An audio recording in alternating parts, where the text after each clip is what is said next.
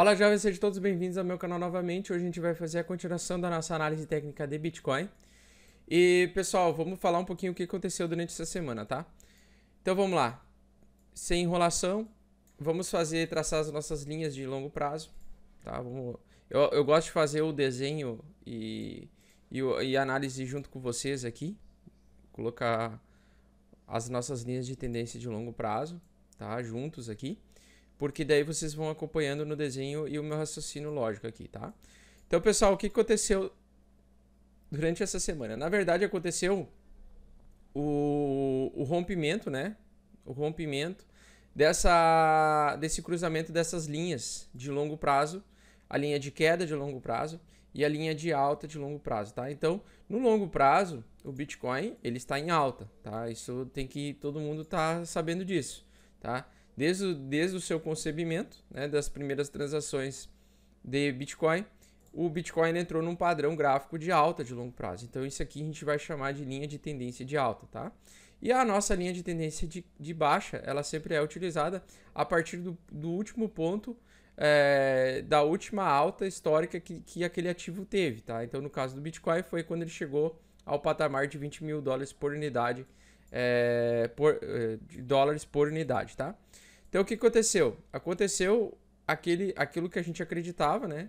Que se aproximando de faltar um ano para o halving cíclico do Bitcoin, o mercado começaria a se posicionar depois de entrar numa faixa de zona de acumulação, que a gente vem chamando de zona de acumulação, né?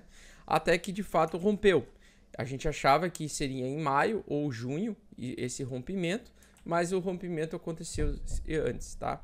E o que está acontecendo agora no gráfico, e a gente pode ver isso claramente acontecer, tá? Aconteceu o quê? Estabeleceu-se um novo fundo do Bitcoin, que foi de fato 3.200. Esse fundo foi tentado ser retestado novamente, né? Ele não conseguiu, criou o quê? Um fundo duplo, e a partir desse fundo duplo ele começou uma alta de longo prazo, tá? E por que eu acredito agora que de fato, por mais que venha o preço a corrigir, tá? Por que eu acredito que o Bitcoin ele vai continuar subindo agora, pelo menos até o final do ano, entre algumas andadas de lado, algumas pequenas correções e uma continuação progressiva de alta. Por causa do halving cíclico do Bitcoin, oferta e demanda, tá? Então o mercado que conta com muitas pessoas experientes, que tem muita gente já há muito tempo nesse mercado, a gente sabe que eles vão ser responsáveis pelo crescimento do Bitcoin cíclico, tá? Através do halving cíclico e de um fenômeno de repetição, a gente sabe que antigos investidores vão voltar para esse mercado e uma vez que eles já têm um aporte financeiro muito grande, porque eles já tiveram resultados muito grandes com o Bitcoin anteriormente, eles vão voltar para esse mercado, tá? Se preparando para o próximo halving. E olha o que temos aqui, nós temos uma resistência que todo mundo fala, né, que fala que não acredita em análise técnica, tem que rever os seus conceitos. Porque se a gente pegar exatamente nesse momento, em 4.995, ou seja, 5 mil dólares, veja como no passado você pode acompanhar que mesmo as resistências e os suportes, que uma vez todo suporte pode se tornar uma resistência e toda resistência pode ser um suporte, certo? Dependendo do movimento que ele anda, que o mercado anda. Então vocês podem ver que o novo fundo do Bitcoin, ele coincide exatamente com um topo anterior lá em junho de 2017, tá?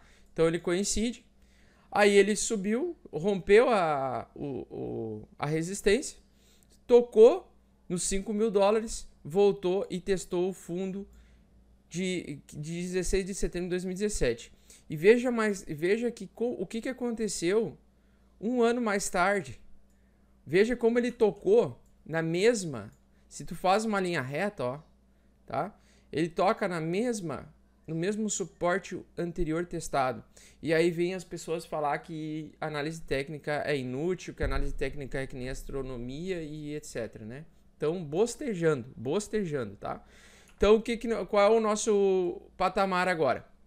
Então é o seguinte, agora a próxima resistência a ser testada é aquela que é a resistência que foi o suporte mais forte no passado, que foi de entre 5.800 e 6 mil dólares, tá? Vamos botar aí 6 mil dólares, mas foi entre 5.800 e 6.200. Então, na minha opinião, esse é o próximo alvo que a gente tem que se aproximar caso ele tenha uma tendência de alta de longo prazo ou de médio prazo, pelo menos, tá?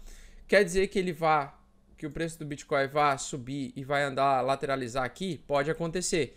Pode de fato acontecer dele chegar próximo dos 6 e ficar o ano todo ali, ou vários meses durante o ano, andando, caminhando nessa faixa de preço, tá?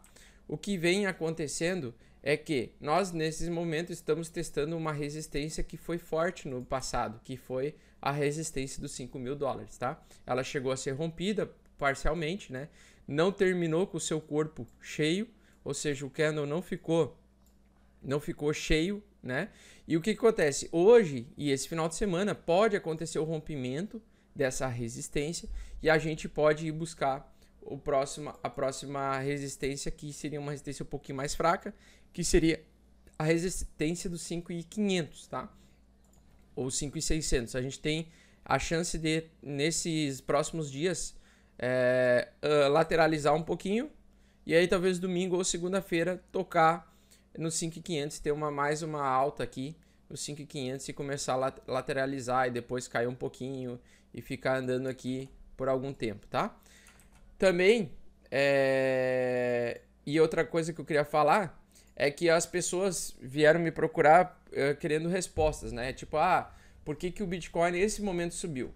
Na minha opinião, foi só porque o mercado já estava indo numa zona de acumulação tensa aqui, né? Onde não tinha a força vendedora, começou a perder chão para a força compradora e de fato numa última movimento de testada, né, que ele conseguiu romper para cima.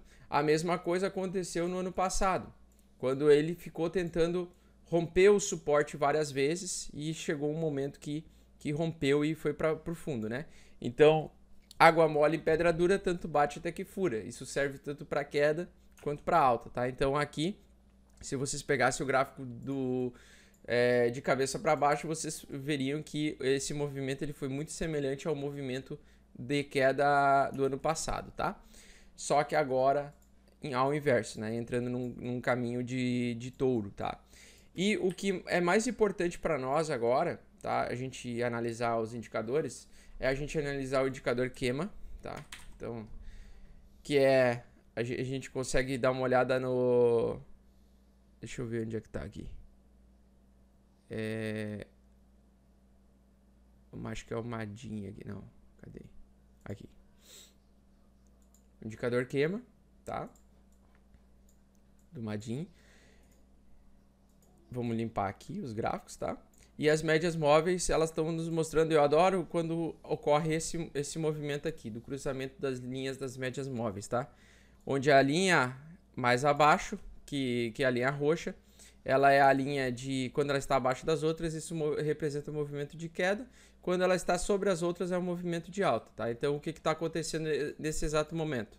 Nesse exato momento está acontecendo um movimento de que a linha de 200 períodos, ela está começando a buscar a linha mais curta, tá? A linha, se eu não me engano, essa aqui é a linha de 15 períodos, tá? Então, ela vai, em dado momento, ultrapassar e aí sim o mercado vai explodir, tá? Então, ali, quando acontecer esse cruzamento das linhas, né? Como tem vários analistas técnicos que utilizam a análise técnica para tomar suas decisões, e geralmente são pessoas que têm muita grana, eles vão ver o cruzamento dessas linhas, eles vão achar, agora sim vale a pena comprar de longo prazo, vai acontecer um estopim aí e vai começar o preço do ativo a subir absurdamente rápido, tá? Então vai ser aí em questão de 5, 6 meses o preço do ativo pode terminar até o ano em 10 mil dólares, na minha opinião, tá? Se esse rompimento acontecer. Porém, geralmente como o mercado ele anda em onda e ele nunca nada pode ser afirmado com certeza, tá? Porque ninguém é dono da verdade.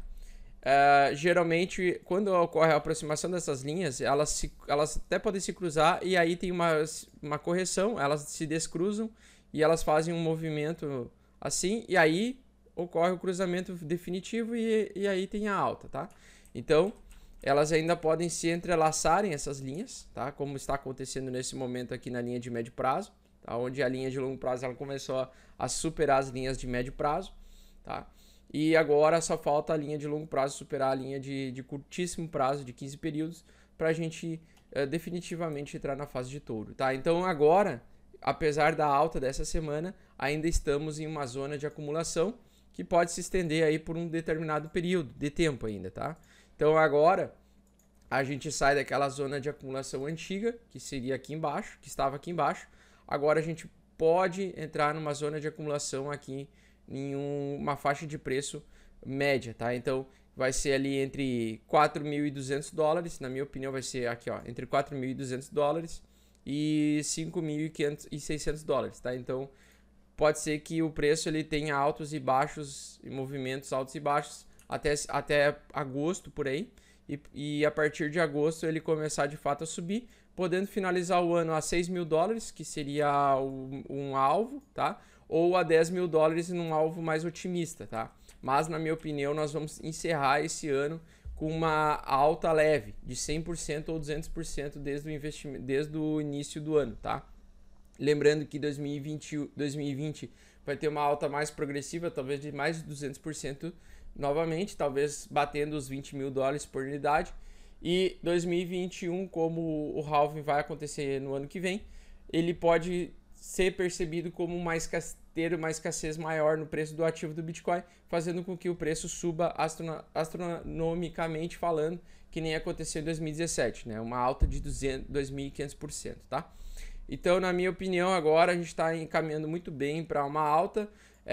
Eu prefiro que ele entre numa zona de acumulação novamente, que não continue subindo nesse momento, tá? Não tenho pressa de ter grandes lucros, tá? Eu prefiro conseguir estocar bitcoins a um preço mais interessante, porque eu já vivi tentar comprar o bitcoin a 75 mil reais. É absurdo tu ter um bitcoin. Para tu ter um bitcoin tu tinha que desembolsar 75 mil reais. É bem mais difícil do que tu ter, sei lá, 13 mil reais para comprar um bitcoin. É como nós estávamos nessa fase aqui embaixo. Então as pessoas que lamentam quando o preço está muito lá embaixo, são pessoas que elas não entendem essas regras e essa dinâmica do mercado de que ele funciona sobre oferta e demanda. Tá? Então, e toda vez que tem uma alta, elas ficam procurando vários motivos, notícias, achando que o mercado de criptos ele funciona igual ao mercado de ações. Eu já falei várias vezes. Esse mercado ele não é tão movido por notícias quanto as pessoas imaginam. Ele é mais movido pela oferta e procura, pela demanda, do que por alguma notícia especial que faça com que o Bitcoin possa subir ou não, entendeu? Então não teve nenhuma notícia aqui, pode procurar aí, não teve nenhum motivo para o Bitcoin subir naquele período sem ser através de um motivo gráfico de análise técnica. Porque daí os investidores eles tinham vários stops de compra aqui e se rompesse os 4.200 como de fato aconteceu, começou a pegar um stop após o outro e começou a entrar em começou uma alta especulativa totalmente e ele vai respeitar o gráfico, ele vai buscar e tocou de fato numa resistência antiga, que foi a mesma de 2017, de 31 de agosto de 2017, tá? Então foi aqui, ó. A mesma resistência forte que já foi uma vez, ela voltará a ser uma resistência forte, psicologicamente falando, para o mercado. E mais uma vez, vou ser repetitivo, toda vez que existe uma resistência forte antiga é porque o gráfico ele funciona como uma análise de sentimento do mercado, daquilo que o mercado já passou. Então muitas vezes as resistências dos suportes anteriores eles são respeitados e eles são sim uma regra ouro para você tomar suas decisões entre comprar e vender criptoativos, beleza? Então espero que vocês tenham gostado e agora eu vou fazer a nossa análise de Cardano.